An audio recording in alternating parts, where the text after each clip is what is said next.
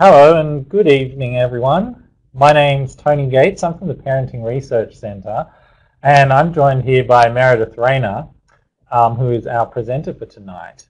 You're joining us this evening for a webinar all about anxiety in your family. This is the first in a series of 4 webinars. Now, you would have joined this through Raising Children Network. I hope that's what you're all familiar with and what you're expecting. Now, before we get into it, there's just a little bit of stuff I'd like to talk about to introduce you to what we're doing tonight. Firstly, I hope I'm coming through loud and clear. And what you should see in front of you is a webinar layout. Now, if you've not done a webinar before, that's fine. It's fairly simple. The idea is it's kind of like an interactive talk that we're going to do over the internet. Now, if you're on a computer, a laptop or a Mac or a desktop computer of some sort, that's the way to get the best experience from this webinar. You can join by a mobile as well, which lots of people have done, and that's great. Just be aware that you'll get some limitations on the experience, like you may not see the video or you may not be able to participate in all of the chat and that kind of thing. But that's fine. You should still hear us just fine and get all the information. Next to the video, if you're on a computer, you should see some pictures which will change as we go through the webinar. That's just to illustrate some of the points that Meredith will be talking about. And then to the left of that, somewhere over there, I think, you should see a chat box with people talking in it. That's the main way for you to interact with us during the course of this webinar. So don't be shy. Feel free to share your ideas, ask questions, and talk to each other in that chat box if you would like. And my main job is to kind of keep an eye on that, keep track of your questions, and I'll be putting some of those to Meredith as we go through the session. So that's one of your main opportunities to interact with us. I will apologize if we don't get to all your questions. We have over 100 people joining us, so we'll do our best, but we have limited time. The great thing is we're going to be back again next week and the week after and the week after that, so you'll get lots of opportunities to pose your questions. Hope that suits everyone, and do let us know if you've got any questions at this stage about the platform. I'll check those in a minute. So welcome and thanks for being here. Before we go any further, I'd just like to do some acknowledgements. The first is to the Victorian Government for generously supporting these webinars. That's why we're able to bring this to you for free, wherever you are around Australia or indeed the world. We do have some international people joining us, I believe. I'd also like to acknowledge the traditional owners of the land where we're meeting this evening, which of course will vary depending on where you are around Australia or possibly the world. For us here in Melbourne, it's the Wurundjeri people of the Kulin Nation. So I'd like to pay my respects to elders past and present, as well as any Aboriginal or Torres Strait Islander people we may have joining us tonight. Now, we're going to be talking about some sensitive topics tonight. Anxiety in your family, in yourself possibly. It's possible this might raise some concerns for you, possibly make you feel upset. If that's the case, we strongly encourage you to seek further support, further individualized support. There's not much we can do for you on a personal level. This webinar is more about general information. If you are feeling upset by what's going on or the kind of things we're talking about, or feeling like you're not coping so well, try some of these facilities that are freely available to you. You can go on the Raising Children Network website that has lots of information available, as you're probably already familiar with. There's a service called Parent Line. The number for that varies from state to state, so you might need to look that up for you. There's Lifeline, which is a great service available around the clock. And there's a series of hotlines listed on Raising Children Network that you can look up if you'd like to investigate that further. Before we go, and the other thing I wanted to mention on that topic is also be kind to each other as we're talking in chat. Just remember that everyone here is a real person, even though we are on the internet. Everyone here is, there's no robots or bots or anything in the chat. Everyone's a real person. Just be aware that everyone has real feelings and possibly vulnerability around this topic. So just be supportive of each other. I'm sure you know how to be nice to each other. Before we go any further, I'll just introduce our presenter briefly. Meredith Rayner is a psychologist. I'll just go back to this slide while we're talking. Meredith Rayner is a psychologist, a very experienced psychologist who's worked in a range of settings, including public health, clinical private practice, and is now the director of care in a large school setting with a range of professional interests, including not just anxiety, but things like trauma and disability, as I understand it, Meredith. Yep, that's right. And Meredith is going to be our host for all 4 of these webinars, so she's got some great, it's a great opportunity for you to both get some information from Meredith and possibly ask questions and interact as we go along. So on that note, I'd like to hand over to you, Meredith. Thanks, Tony. Hello, everybody. It's really lovely to be here with you tonight. As Tony was mentioning, the course that we're doing goes over 4 weeks. So hopefully you can just see the course outline on the screen in front of you there. So tonight we're going to be talking a little bit about just, I guess, an introduction to anxiety and understanding a little bit more.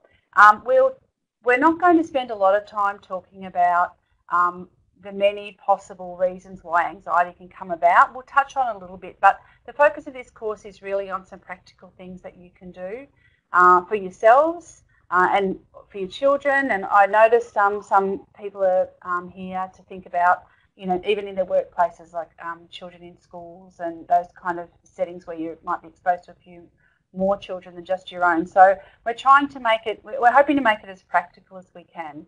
So tonight, as I said, a bit of a introduction and a few skills that you can start on. And over the weeks, we'll build on the skills that you've learnt, and we'll hopefully by the end of it, you'll be well equipped to be able to manage some anxiety. And as Tony was I think has just mentioned in the chat there, it is recorded. So if you do happen to miss a session and you want to come back and listen to the recording, you'll have a link, I think is what the plan is. Is that right, Tony? Yes, there will be a link that will come around via email. Yeah, so hopefully that will be helpful. Now, the other thing I forgot to mention is at various times throughout the webinar, Meredith and I will come on and off camera. So you won't see us the whole time, so that you can concentrate on the slides that Meredith is talking through. So what I'm going to do now is I'll turn off the video component. Don't panic. You'll still be able to hear us. We're still here. Yep. It's not a mistake, but we'll reappear later and talk to you some more on video. Great. Okay, so next week we'll start building on some really practical skills about how to talk about anxiety, and what we'll talk about tonight is how important the way that we talk about anxiety to ourselves and to children around us really can make a big difference in managing it.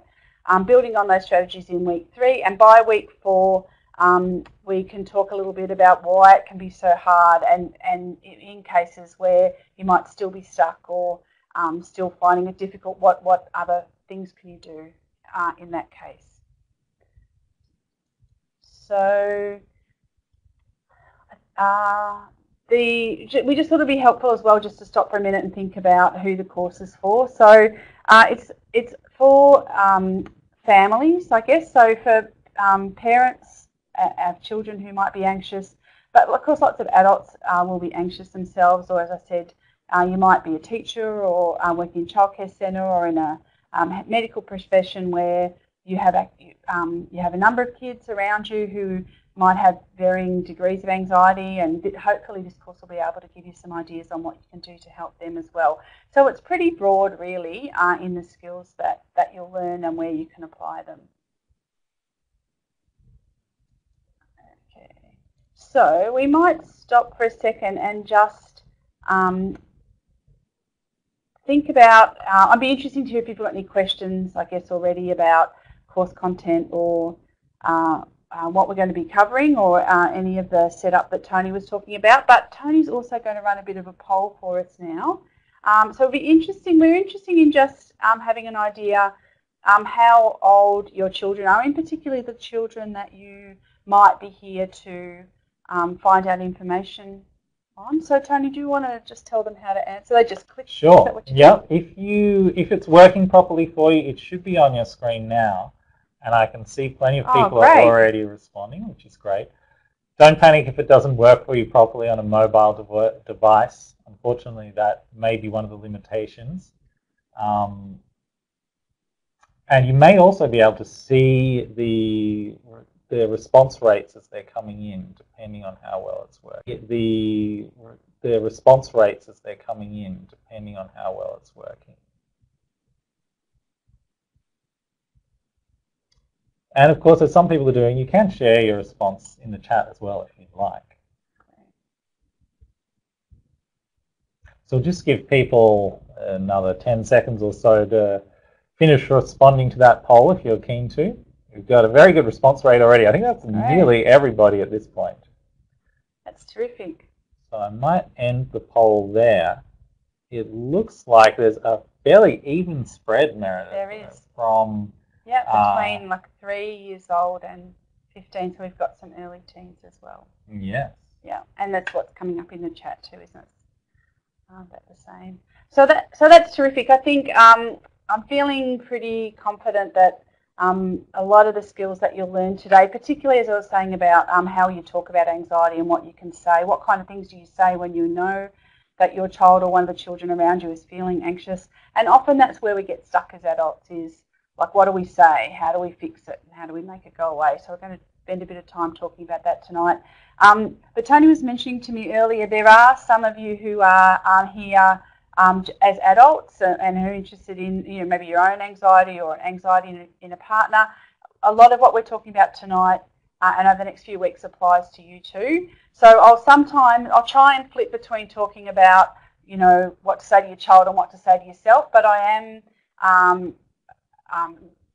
applying it to both situations. So just because I say this, try saying this to your child, doesn't mean only to your child. You can use the same techniques on our partners and friends and family and parents, anybody around you who might be anxious. Okay, so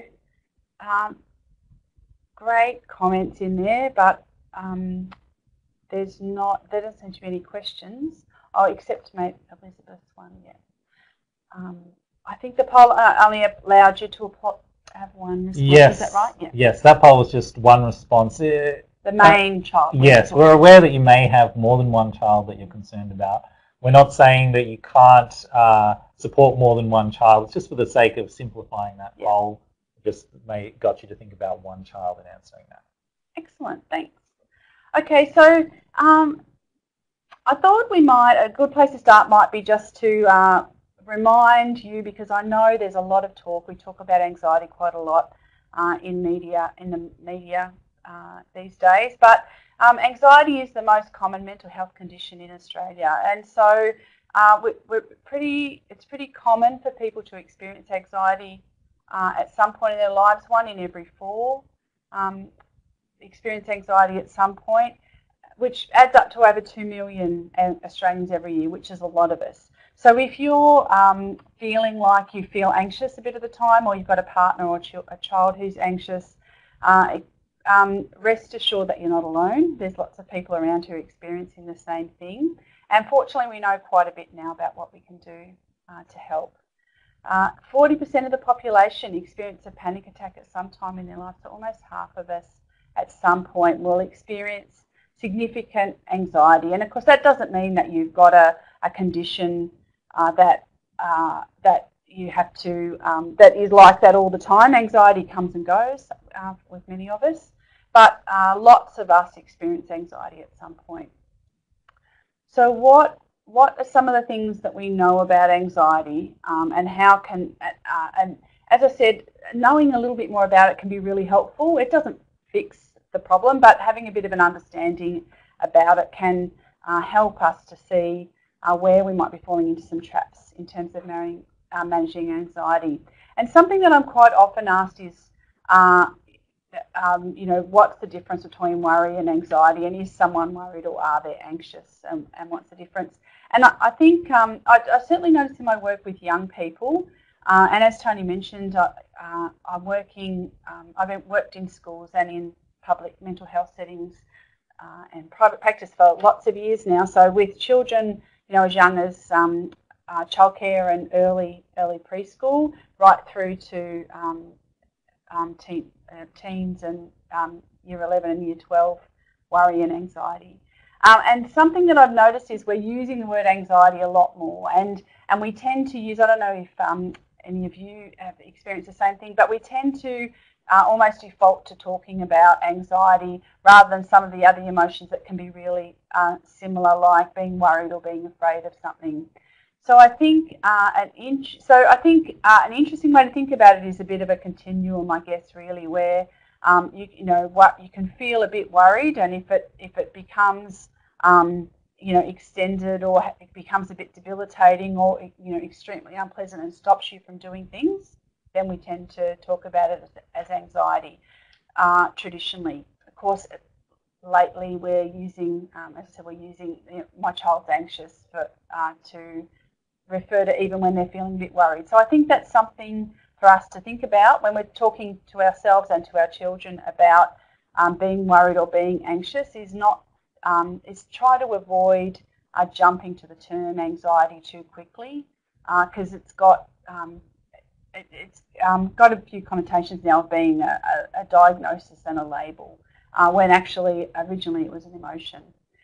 And what we know is that anxiety, an interesting way to think about anxiety really is that when worry becomes really big, or you become worried about worrying.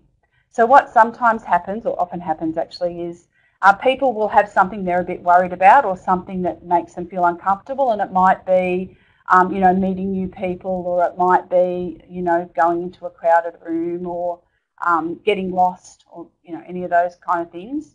And then the more you think about it and the more you worry about it, it can become a point where you are worried about the fact that you might be worried about it in future. So you start worrying about the fact that if you go outside, you might become worried about being out in the open, or about being around a lot of people. So you can think really that anxiety can be a condition where we start thinking a lot about things and worrying about things before they even happen.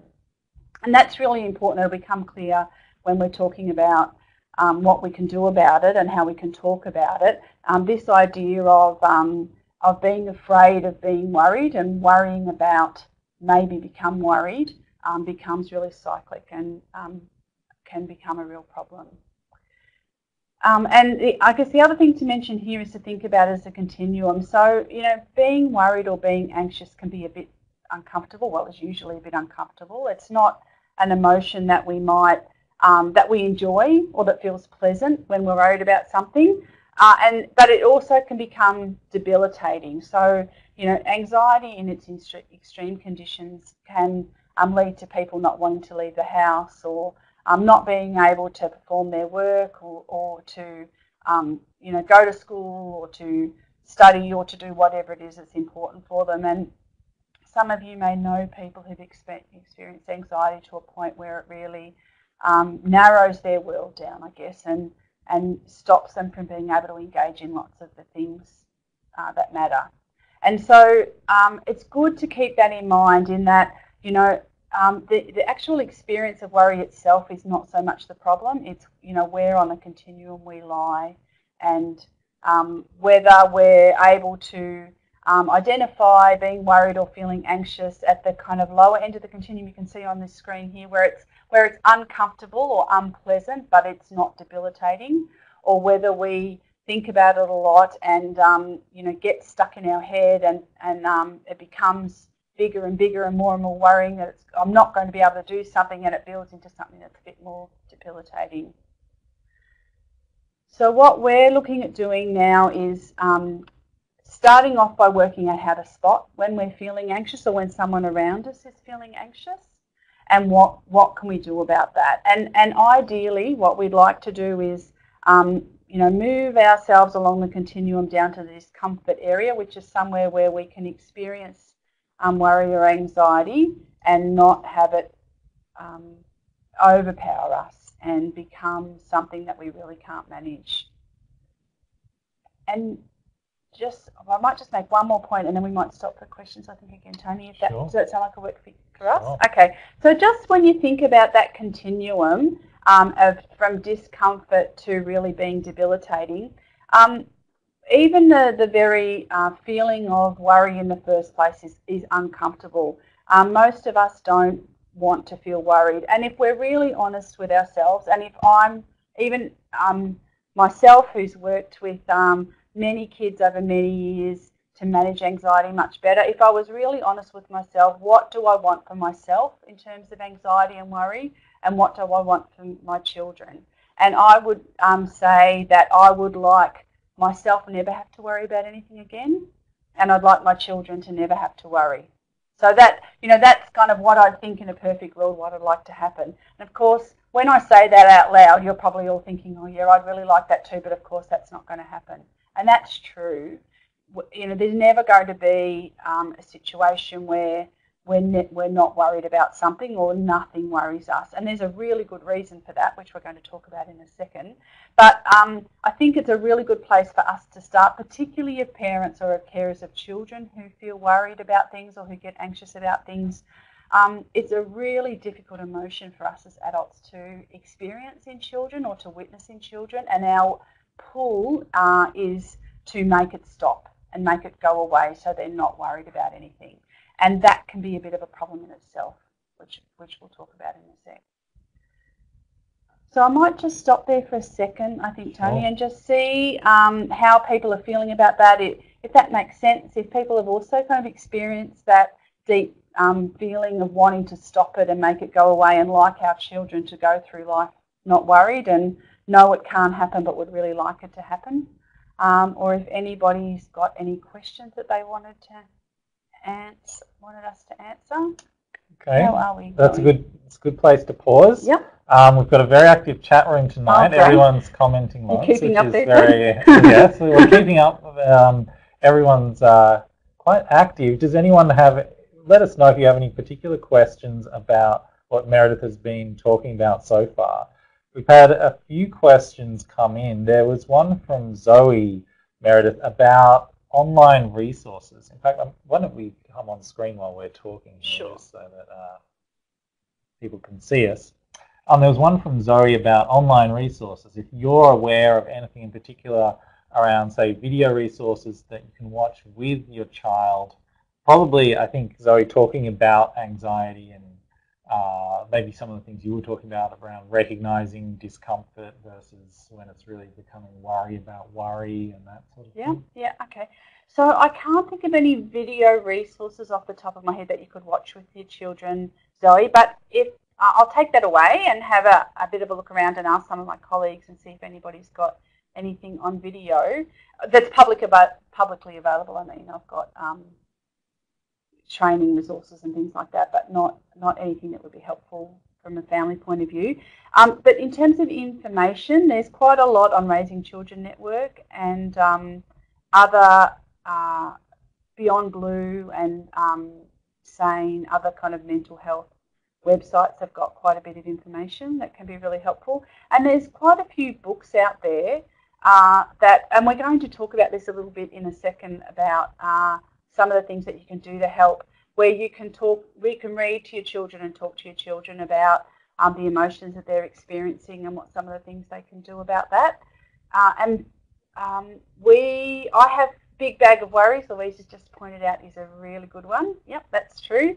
But there's lots of them. Maybe a plan might be, Tony, if I put a bit of a list together of some of the resources that we use at the school that I'm at and the colleagues that I use, and we might be able to make that available or bring it along next week.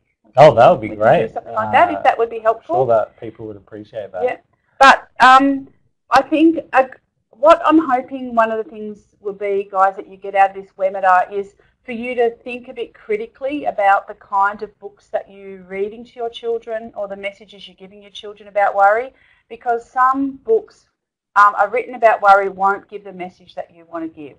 So some books that are written about worry talk a lot about, how to make it go away and how to put it in a box and shut it away and put it in a cupboard so it's gone. And hopefully over the tonight and the next few weeks, you'll see that But the problem with that is that you can never actually get rid of worry totally. And so I forgot the name, but somebody made a comment a little bit earlier, which was I thought was spot on the mark, where she said, I don't want to make worry go away completely. I just want it not to be excessive. And that's a really important thing to think about, is that any resources that you use or any books or video clips that you show, have a look at them first and just be sure they're not giving the message that, if you do this, you will stop worrying and it'll make it all go away. And so I think I can provide some resources, but hopefully over the next little bit of time, you'll understand a little bit more about what you're looking for and be a bit discerning as well about books, but also about some of the techniques that we're going to talk about in a minute that we've been suggested, that are suggested to use to kind of fix anxiety or make it go away or get rid of it. And any of those things have a bit of a similar problem if they're used as a way to kind of, a bit like using a big eraser and rub it out so you're not going to be worried anymore. Okay. Yes, I think that makes sense, certainly to me. Anyway, let us know in chat if you didn't quite follow that. Maybe just one other question. I think people are trying to work out, what they might get out of this series of webinars and anticipating what's to come. One question was, are we going to talk about some of the signs and symptoms of anxiety? We are. Tonight, actually. That's good news for our chat then, I think. Yep. All right. Shall we keep moving on, Meredith? Okay, so let's move along. So I guess moving on from that, the topic we were just discussing before about, one of the things we'd really like, if we're honest with ourselves, is for our children not to be worried about anything. And thinking a little bit about why it is that we worry about things and what the purpose of worry is, and that worry can sometimes be a helpful thing. And what we thought might be a nice way to introduce this topic is to have a bit of a think about where it comes from and why we feel a little bit anxious and why we get worried and afraid of things. So if we think way back to kind of caveman times, our ancestors from long, long ago, and think about two different types of caveman. So you've got the one caveman, so imagine him, and he is quite a happy-go-lucky chap. Doesn't worry about things very much. He's pretty much go with the flow, living the life, as we'd say. And when he goes out of his cave to get some food, he just kind of chooses any time of the day he wants, and out he goes, skipping into the forest or the savannah, wherever he is, and finds himself some food and moseys back at his own leisure to enjoy what he's caught. And another caveman, now this caveman's pretty anxious and worries about things quite a bit, so he tends to go to the door of the cave and he'll peep out and have a bit of a look around, see a bit of a rustle in the grass over there, so he'll think to himself, oh look, now's not a good time to go, I better wait until later. Moves out a bit, moves back in, moves out a bit, moves back in, takes his time to check everything out, and is generally really wary. Even when he's out getting his food, he's on the lookout to see if there's noises or sounds or things that are dangerous, and gets his food and scurries back into the cave and eats his food. So if we think about it, which of those cavemen are we likely to be descended from? Are we likely to be descended from the happy-go-lucky dude who just goes skipping through the forest at his own leisure, enjoying the life? Or are we likely to be descended from the one who's more worried and more alert and more wary and gets a bit anxious about things? And of course, the reality is we're descended from the anxious one, because the guy who's happy-go-lucky and living the life got eaten by something, most likely at some point, because he wasn't paying a lot of attention to what was going on around him. So if you think about that, we are the children of the children of the children of the children of the people of our ancestors who were more alert and more worried about things and more anxious and more on the lookout for danger, because they're the ones who survived. So it makes sense that we are wired, I guess, to be alert and be on the lookout for things and to be looking out for a bit of danger and be responsive to that. And we see it now with, the happy-go-lucky kids who just pay no attention to the planet and are just kind of looking up at the sky. And, they're the ones who are more likely to, cross the road without paying attention, or to, engage in some kind of dangerous activity. So there's some really good things about being worried and about being anxious about things, and so we don't want to erase it completely. But as we talked about before, what we want to do is to be able to feel a little bit anxious, a little bit worried about things, and then to get on and make some good decisions about doing the things that matter to us, not to be at that debilitating end of the continuum where we're so hyper alert or so worried about being worried that we can't get on with the things that we need to do. So that's, I guess that's really as much as I wanted to talk about in terms of where worry comes from. I kind of wanted to get on now to some ideas about what some of the things are that we can do to help, and what are some of the signs, I guess, the early things that we can look out for with children who are feeling who are starting to feel a bit anxious and worried about things. So before I do that, are we right with questions, do we think? Tony, there's not anything that you wanted me to, just about the, I know when I talk to teenagers about, the anxious cavemen, we all talk for a little while about how we wish we were descended from the happy-go-lucky dudes, because that's the one we all want to be, who doesn't worry about stuff, but they got eaten. I think everyone's following along with us so far, Meredith. No particular questions about that. Grace did have a comment that she has found people to respond well to that explanation of anxiety. So I think people are finding that useful in general. Yep, excellent. Okay, so let's talk a little bit about what kind of things can help. And what we're hoping to do tonight is just a bit like an overview and introduce a first skill to learn. But we'll certainly, over the next couple of weeks, we'll build on this more as we go along. So the first thing that can help, and somebody asked this question early, is early recognition, I guess, and the appropriate response. So it's a really good idea to be a bit aware of what some of the early signs are that somebody is anxious or worried, and then know how to respond appropriately. So how do you know if someone's anxious or worried? How do you know if a child's anxious or worried? Well, there's a couple of things that are really common to everybody, but there's also some that differ. So many people go quite quiet if they're anxious, and children will often do that. So they will kind of step back or withdraw, or put their head down, or stop talking, disengage a little bit. But other children will get wound up and hyper excited and talk more than they should, and get more active and get a little bit more disruptive. So it can be quite difficult just to list and tell you to watch out for these things. What I'm really going to suggest, and what we're going to start practicing tonight, is to get to know the children around you, and either your own children or the children that are in your care, or indeed the adults that are around you, and see if you can pick up on what some of the signs are, and what it is for them. And we're going to talk a little bit in a minute about how you can talk to them about that or be aware of that. And I can see even on the screen here, people are already noticing that different children have different responses, just the same as different adults tend to. I tend to talk more when I'm anxious and faster, but other people tend to get, other adults that I work with tend to get a bit quiet and withdrawn. So it's good to pick up different external signals depending on who you're with. But a lot of the internal signals are the same. So one of the things we want to do is teach the children, and indeed the adults around us, if they're not very good at picking this up or struggling with anxiety a bit themselves, is to become really aware of what the symptoms are. So noticing if their heart rate goes a bit faster, if they go a bit red, which is what somebody was messaging before, if their breathing goes a bit faster, if they start to feel like their brain's a bit scrambled and they can't think very well. Sometimes some kids will feel a bit sick in the stomach, that kind of butterfly or flippy feeling they talk about. Lots of teenagers tell me that they feel like they have to run to the toilet quite a bit.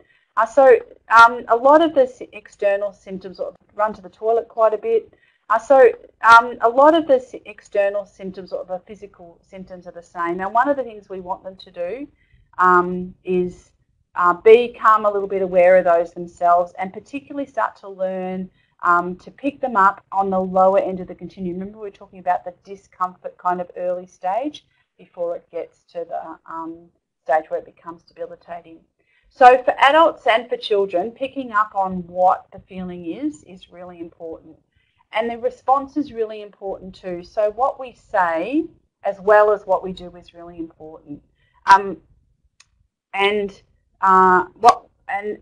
What we're going to spend a little bit of time on this, actually a whole lot of time on this next week. So I'll introduce the idea about what's a good thing to say tonight, but we will spend a lot of time working on it next week because it's not easy. Remember I said to you that the pull is often to try and make it go away. So we want to try and make it better. We want to stop them from worrying. So we'll often default to something that we say that we think is going to do that. So something like, don't worry about that, it'll be fine, or I'll talk to the teacher and fix that for you, or, that may never happen, of course, those kind of things.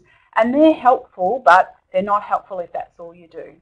So what we say as well as what we do is really important. And the really good news for all of us adults who are trying to deal with this is that although this course is about anxiety, these same techniques work for any strong emotion.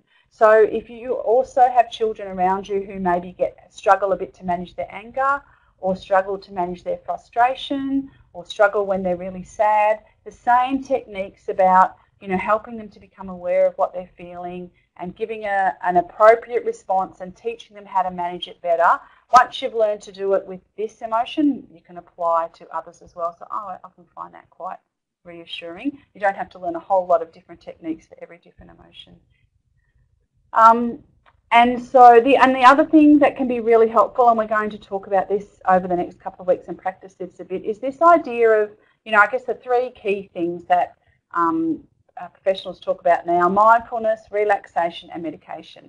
So I want to spend a little bit of time talking to you about the difference between mindfulness and relaxation first, and then I'll mention medication. So mindfulness is a really useful technique for managing anxiety, but not for the reason that many people think. So many people think of mindfulness as a technique for relaxation. So, when you're feeling anxious, if you do some mindfulness, that will help you to calm down. And often it won't. So mindfulness is not solely for relaxation.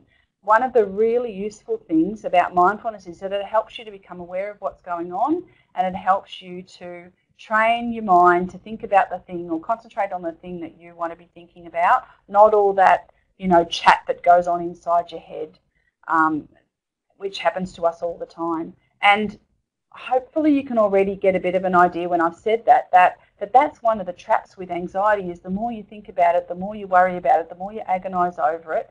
It's like you're following this path that just escalates anxiety. So with mindfulness, you can learn to notice when you're doing that and say, hang on a minute, I know I've got that English presentation that I have to do on Wednesday, if you're in Year 11 or Year 12, for example, but it's Sunday night and I'm watching the football, for example. So at the moment, this is what I'm going to pay attention to, and I'll think about that down the track. So it can be a really useful skill in terms of managing anxiety, in that you stop, I guess, following the path of that destructive chatter and come back to the thing that you're focusing on at the moment, which could be, I'm talking to my friend, or I'm going for a walk, or I'm, whatever it is you're doing at the time. So hopefully you can see that mindfulness does have a relaxation element of it, but that's not the key thing in terms of managing anxiety that mindfulness is really useful for.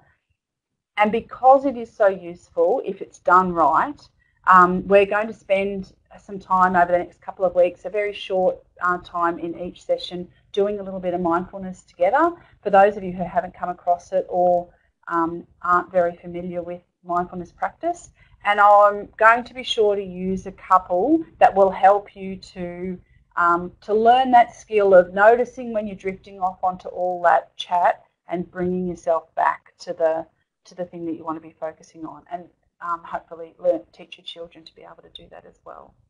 So we'll talk more about over the next the next couple of weeks, but that's really the crux, I guess, of what the difference is between mindfulness and relaxation. Relaxation is great too, but hopefully you can see that mindfulness has this extra benefit that can that can be really helpful, particularly if dealing with worry. Medication as well is now I don't want to turn this into a pharmacology lecture, so I'm not going to go on about all the various types of medication, and I'm not a pharmacologist and I'm not a psychiatrist, so it's best that I don't try and give anybody advice on the type of medication they take for anxiety. I think that what we know is that medication can be really helpful particularly if you're in that debilitating stage, to help you get your levels down enough that you can get some handle on it yourself, and then get some skills to shift it back to discomfort. But where you've got to be wary of medication is if it becomes another way that you are trying to stop yourself worrying about worry. So, for example, when you start taking anxiety medication because you think that you might get worried because you're going to do this, and that might make you worried. Because what you're doing is kind of building up again the idea that you can't, or your child can't manage worry themselves. They need to take something to help them manage it. And then they start worrying about the fact that they haven't taken the medication yet, and it can become another, feed into the fact that they need to control their worry. So medication's terrific with the use of the GP, but it's not a fabulous long-term solution. It's great for getting things under control for a short period of time, but it doesn't work if it's not a fix to make worry go away, because as we talked about before, it's not possible to make worry go away. So those techniques we're going to spend more time learning over the next couple of weeks. What we just wanted to do tonight is introduce you to the idea of some of the things we're going to learn to do and start off tonight. Meredith, do we have time for a couple of questions? We do. Now? Fire away, yep. All right, I'll just bring us up on screen because we had some great questions coming through in the chat box. One question was, and this came from, I've lost track of where it came from, but one question was, how early can you start using mindfulness techniques with your child? How young can they start to use this effectively? Yeah, so children can start to use mindfulness even in kind of early childcare settings. So we at the centre, the school that I work at, we do very, very simple mindfulness techniques with children as young as 3 and 4, but they're very simple. So they're things like you get them to lie down on the floor and you put a toy or something on their tummy, and they watch their breathing, and they watch the toy or the bear or whatever it is move up and down with their breathing. So that is a form of mindfulness, because what they're doing is they're thinking about the bear and the moving with the breath instead of everything else that's going on. So in terms of the more formal adult or teenage mindfulness, I guess, that we use with it, which is very verbal, that kids need to be a bit older for that. And certainly many teenagers are not interested in lots of long verbal mindfulnesses either, so we use very practical ones, which we'll talk about over the next couple of weeks. But you can start very young if you're keeping them very practical and, shaking up a jar of glitter and letting them watch that settle, or, something very physical. Okay.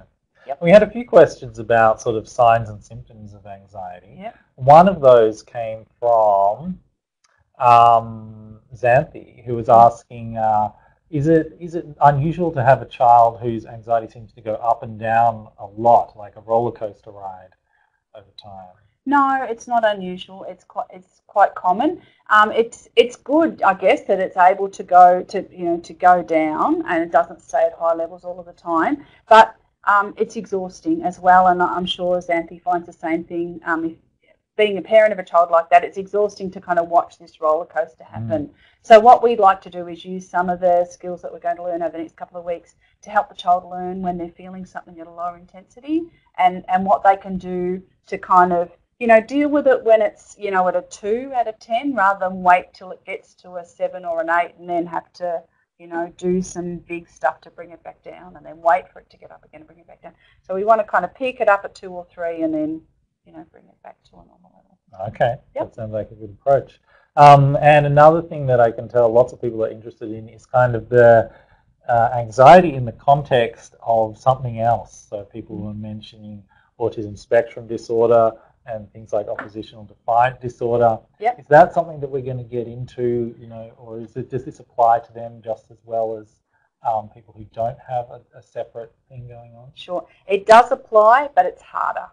So it's definitely harder. So children with ASD and do need to learn and can learn how to regulate their emotions better, but it's harder and it takes a lot longer, as do many things for kids with ASD to learn.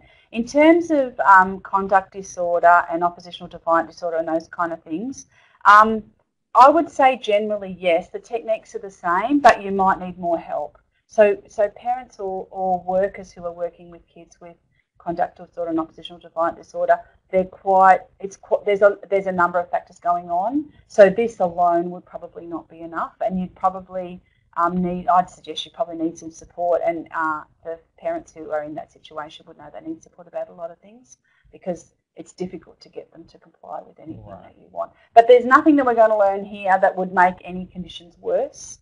It just might be a bit harder and take more effort for, and take longer for kids to pick it up. Okay. So it's generally relevant to everyone, but think about your own circumstances and whether you have particularly complicating other things going on that you might need someone to work with you individually. Exactly. All right. Shall we move on? Shall we move on? Great. Okay. I know other people have questions, but we'll keep coming back to you throughout. Yeah, we will. Okay. So I guess just illustrating that that idea we were just talking about before about control, and I was saying to you that we need to be wary that we're not using mindfulness or relaxation or medication or self-medication or any technique to control emotion, our anxiety, our worry, and to make it go away. That what we're doing is using it to help us to notice when we're feeling something at a lower intensity, so that we're able to keep it at a level that we can manage and function anyway. Basically, what we're saying is, we don't want to get into a situation where we're locking ourselves away, or lying in bed, or getting into a dark room, waiting for our worry to disappear before we move forward and do what matters. Because as any of you who've experienced anxiety know, if you stop everything and wait to feel better and 100% better before you move forward, chances are it'll take a very long time for that to happen. In fact, sometimes it will never happen. So we're all here about learning how to manage it at a lower level, but still being able to move forward when we're feeling worry at a level of 2 or 3 out of 10, not waiting to always be 0. And a little exercise that can help you to get an idea of this idea about not being able to control worry, or not being able to control how we feel, or to switch it on and off, or have a worry switch, as kind of what I've got on the screen there. If you think about, anytime I'm worried, I'll just turn it off so the worry goes away and then I'm right to go. Wouldn't that be wonderful? And I wish it would be great if I could tell you how to do that, but we can't. There's no switch for worry. And I guess a bit of a way to think about that would be to say, just say I was to say to you, we've got this great new system now, and what we're doing is we're able to tap into everybody's emotions, and all of you guys out there in the webinar, we're sending out signals that can tap into how you're feeling, and as long as you don't get worried, we're not going to withdraw any money out of your bank account, for example. But as soon as you start to worry about something, this system will work automatically, and $50 will be deducted from your bank account every time you worry. Now, if that were true, straight away, as soon as I said, don't worry, because if you do, I'm going to start taking money out, what happens? You start to worry about it a little bit. And then, so $50 disappears out of your account, which you can see on your phone app maybe, and now how are you feeling? More worried, because, now you can see that it's actually disappearing out of your bank balance. And the more you worry about it, the more I'm going to take money out. So logically, what you're thinking to yourself is, I've just got to stop it like that. If I stop worrying, the money will disappear. But it's just not possible to control it like that. The fact that there's something happening around you that is a worrying situation is going to generate worry, whether you want to turn it on or off or not. just stopping and saying, I'm not going to worry, doesn't work. The same as if somebody kind of burst in here with a gun and said to Tony and I, well, as long as you don't worry, I'm not going to shoot you. Well, we should just stop worrying instantly and we'll be fine. Could we do that? No, you can't control how you feel about worry. You can't control how you feel about any emotion, in fact. Now, if I said to Tony, I've been granted $10 million from a government research project, and I'm happy to give it to you, all you have to do is I'm just going to go out there and grab some random female and bring her into the room, and you have to fall in love with her and you can have the $10 million. Do you reckon he's going to be able to do that? Can he just, fall in love like that? No, he can't. He could do the behaviour, which is what we're going to talk about in a sec. So he could act like it. He could act like he's not scared if a gunman came into the room. He could kind of sit back cool and go, oh, yeah, whatever. But on the inside, is he worried? Of course he's worried. The same with the, falling in love with someone. He could, if it was life and death, he could act like it. He could say the stuff, oh, you're amazing, and I think you're the best thing that's ever happened to me, like all those words. But does that mean you feel it on the inside? No. So that's a really important thing for us to understand, and it's a bit tricky because it's not something we've learnt a lot about as young people. We tend to think, humans think they can control everything, and certainly on the outside we control a heap of stuff. We turn the heater on if we're cold and we get in the car if we've got to get somewhere. But it's a really important thing to think about is that just because we think that we shouldn't feel something, for example, or feeling something silly, doesn't mean that it's going to make it go away. In fact, it won't make it go away. So we can't control emotions. What we can control is our behaviour. And this is where we sometimes get into a bit of a trap. And I think the big message from tonight is this. To think about over the next week that all emotions or all feelings are okay. So you can't control how you feel anyway. So it's okay to feel stuff. What's not okay is some behaviours. So, for example, it's okay to be annoyed at Tony. For example, if he did something to annoy me, it's not okay to pick something up off the desk and hit him over the head with it. Yeah, it's okay to be jealous about something. It's not okay to take something off someone or be mean because you're jealous. It's okay to be worried. It's not okay to lie in bed and not get up and not function in the world just because you're worried. So this is a bit of a tricky thing to think about, and so I'm bringing it up early in the first session so that we can kind of talk it through, and you've got a bit of time to think about it over the next bit. But hopefully you can see how sometimes kids get a bit stuck with this, and because we growl at them or we tell them off if they're hurting somebody, sometimes they get a bit mixed up and they think that means that then it's not okay to be angry, or they think that the emotion's wrong.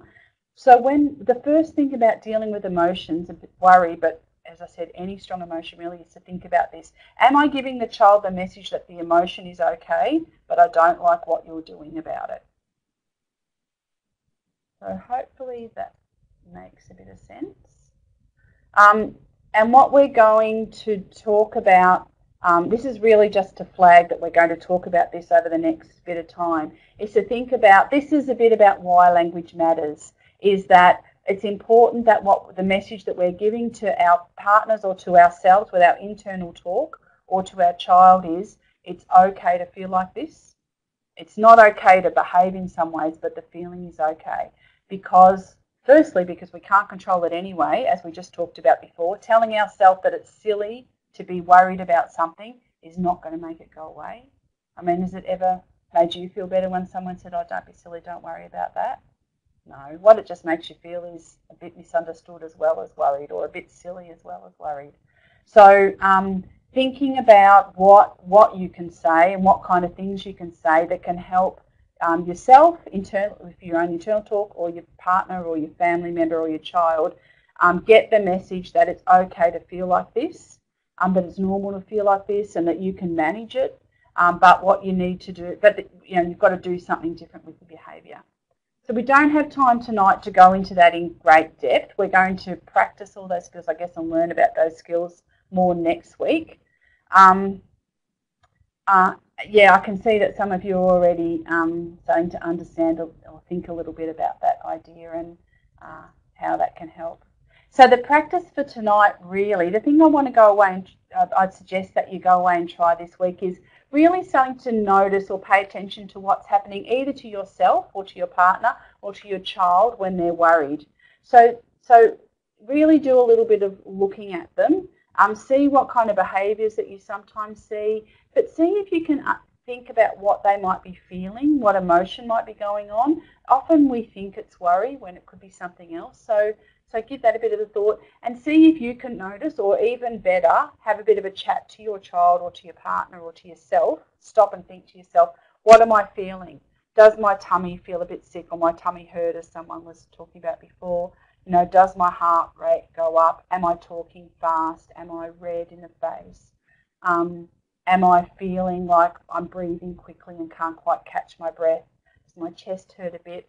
All those kind of things can be really helpful when you're, as a first step to understanding or noticing what's going on, and noticing it.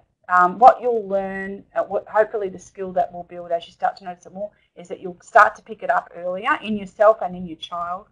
And the earlier you pick up that you're starting to feel something, the easier it is to do something about it, rather than, as I said, waiting till it gets up to kind of 10 on the Richter scale.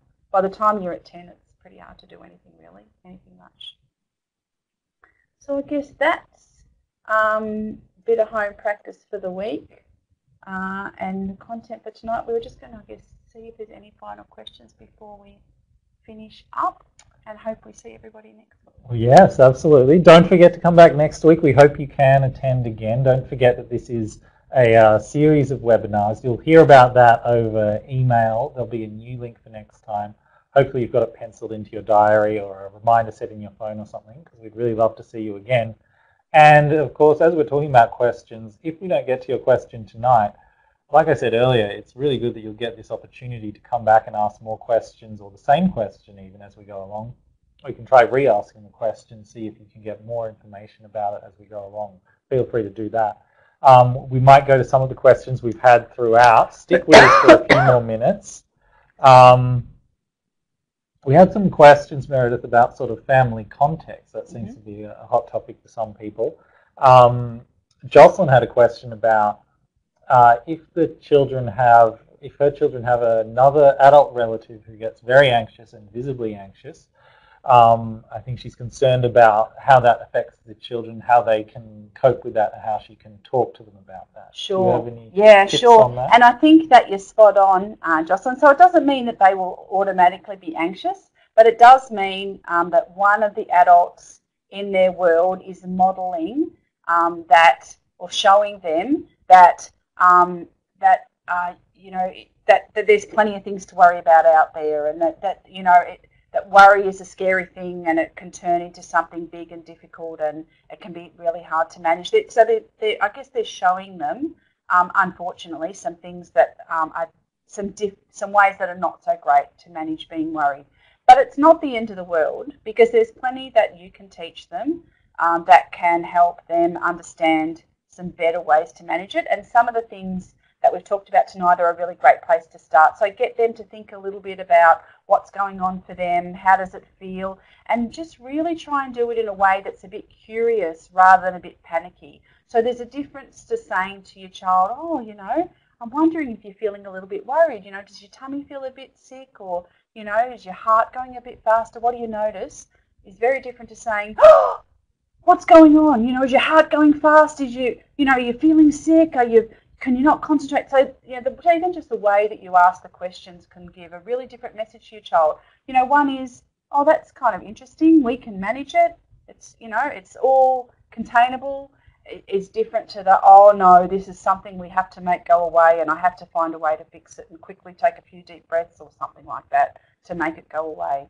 So there's plenty you can do that can help. And also, I guess, for the adult, sometimes being able to, for them to see, you modelling in a different way, or talking differently about anxiety and about worry can help, the adults around you too. Talking differently about anxiety and about worry can help, the adults around you too. That's great, because I think that addresses another question that we had about modelling and how important that is. Yeah, it is really important. And being really aware of what's going on for you is really important, because if you're able to say, which in fact I just said to Tony before the webinar started, I'm starting to feel a little bit nervous about this, and like noticing myself that my heart rate had gone up a little bit. you know, what I'm saying is, look, it's okay. You know, I'm in a situation where I'm going to be doing something a bit different to what I do every day, and but that's okay. I can do it anyway. Verbalizing that can be really helpful. We tend to keep a lot of this stuff on the inside as adults. We tend not to say, I'm starting to feel a little bit frustrated, so what I'm going to do is go over there and take a breath. We just go over there and take a breath and don't say it. So modeling and giving the message to your child that I can feel emotions too and I can manage them appropriately is really important, with worry, but with other emotions as well. So it's not just about trying to show that you're confident and strong all the time. That's not necessarily part or the whole extent of modeling. It's much more useful to acknowledge that everyone can get worried and that you have ways of coping with it and getting through it. Spot on, Tony. Because if your child grows up thinking that you never get worried, what are they going to feel when they start to feel worried? There's something wrong with them. Right. Same with anger. If you never get angry in front of your children, you're not ever able to say, hang on a minute, like I'm starting to lose it here, I just need to back off and go outside for a minute. Your child will think that angry is a scary, dangerous thing. Same as if you only ever show them you're angry or you're worried when you're at 10 on the Richter scale. So verbalizing some of the lower level stuff and some of the things that you're doing to manage that, gee, that's annoying me a bit, and I just might need to just leave that alone and come back to it for a minute, is really, really helpful. Okay. Yeah. Just maybe one more question to finish off on the family context. We had a question from Rayanne, and I hope I'm saying that correctly, maybe Rayanne or Rain, about genetics and the role of genetics in anxiety. And I suppose to expand on that, is it just that some children are more sort of naturally anxious than others? Yeah, that's a really good question, and we don't 100% know the answer to that, I guess. Most scientists think there is a bit of a genetic link, so that the propensity to be anxious is passed down genetically. But of course, it's hard to know whether that's the case or whether it's the behaviour and the fact that as we get more anxious as parents, our children pick it up. For example, you know, if our child's starting prep, which is a really highly stressful situation for adults, if we stand there quite a lot saying to our child over and over again, are you okay? Are you okay? It's going to be fine. It's going to be fine. Are you right? Are you right? Can I leave? Can I leave? Can I leave?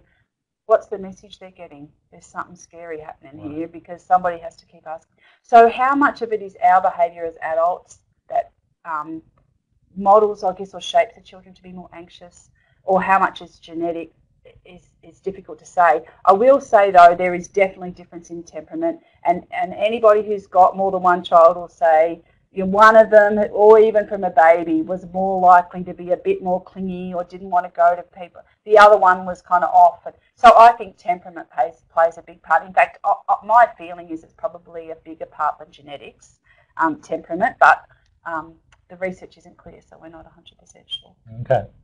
Watch this space, I suppose. Yeah, wait and see. That's all we've got time for tonight, folks. I know there were more questions, so we didn't get to all of them. Hopefully you can come back again and ask those in a future session.